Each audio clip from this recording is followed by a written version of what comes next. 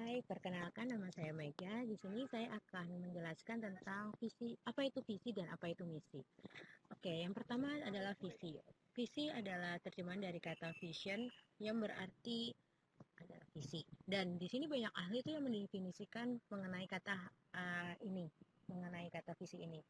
Yang pertama, menurut Kotler, itu visi merupakan pernyataan mengenai tujuan dari sebuah organisasi yang berupa cita-cita masa yang akan datang, nilai-nilai suatu aspirasi, kebutuhan yang dapat dipenuhi, dan pelayanan kelompok masyarakat.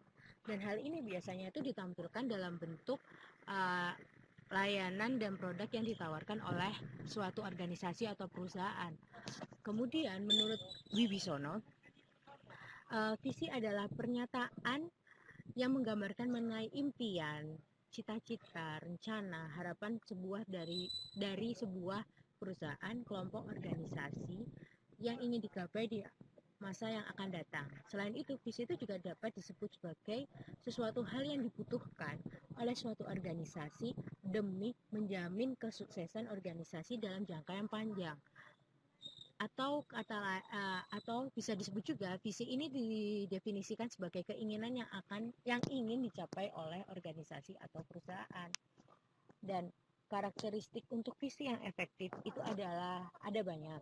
Ada yang pertama ada desirable, menarik, terus ada imageable, dapat dibayangkan, visible, realistis dan dapat dicapai, communicable, mudah dipahami, fleksibel, responsif, dan aspiratif terhadap lingkungan.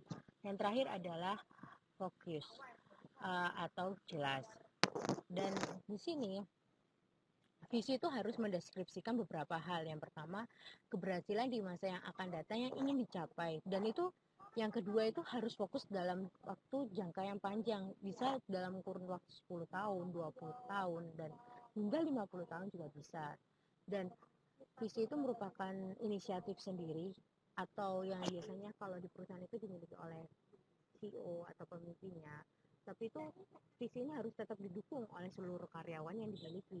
Terus merupakan respon evaluasi terhadap peluang dan ancaman yang ada, merupakan mimpi dan sifat pribadi, kemampuan nilai-nilai yang dianut dan dimiliki, dan ini tuh berlaku untuk khusus di internal dan harus dikomunikasikan. Manfaat adanya visi di sini adalah yang pertama membangun suatu budaya yang ada di dalam perusahaan.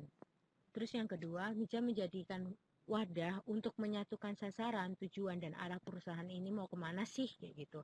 Dan yang terakhir adalah menjadi basis dalam pemanfaatan dan alokasi sumber daya yang dimiliki beserta cara-cara untuk mengendalikan sumber daya tersebut.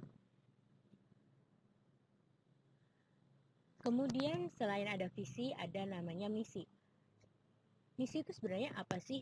Nah, jadi itu ada beberapa ahli yang juga mendefinisikan tentang hal ini. Yang pertama menurut Benedika dan Prasetyo, misi adalah sesuatu penentu kebutuhan yang diinginkan dan dipuaskan oleh perusahaan dimanapun mereka berada dan mengupayakan untuk memuaskan hal tersebut.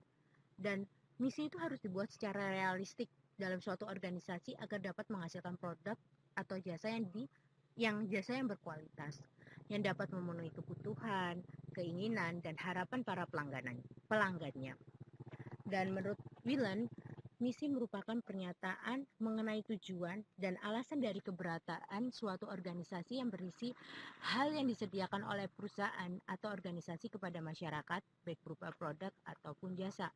Dan tujuan dari adanya misi ini adalah untuk menyampaikan kepada stakeholder, baik untuk stakeholder di dalam maupun di luar ya, itu tuh berisi mengenai latar belakang berdirinya suatu perusahaan atau organisasi tersebut, arahnya dan tujuannya dari suatu organisasi.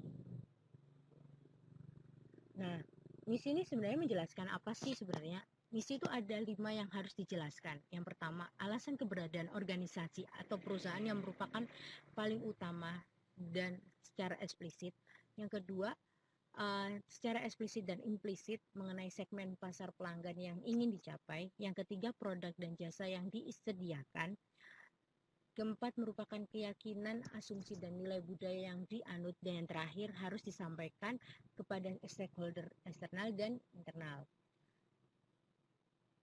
Kemudian, untuk membuat misi ini ada tahapannya, ada 4. Yang pertama, fokus pada kata-kata yang paling penting dan merupakan prioritas utama dari perusahaan tersebut.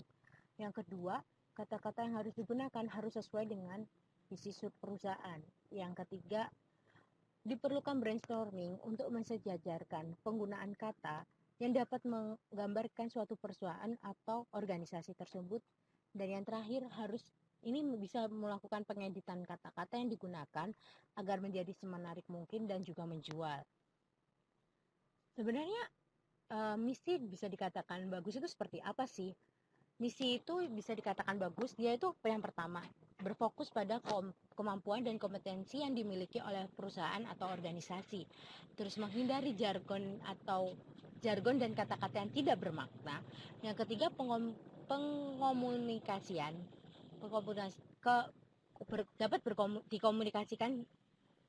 dapat mengkomunikasikan arah cukup signifikan. Dan yang terakhir, dapat diterapkan selama beberapa tahun ke depan sejak saat diterapkan dalam area yang cukup luas. Dan untuk membuat misi ini harus dilihat dari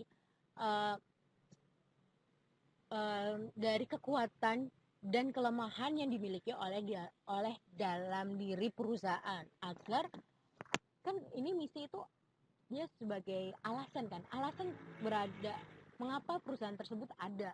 Jadi harus melihat apa yang ada di dalam internal perusahaan tersebut. Oke, mungkin cukup segitu aja dulu ya yang tentang visi dan misi. Untuk selanjutnya nanti akan dijelaskan mengenai hal yang lain. Oke, terima kasih.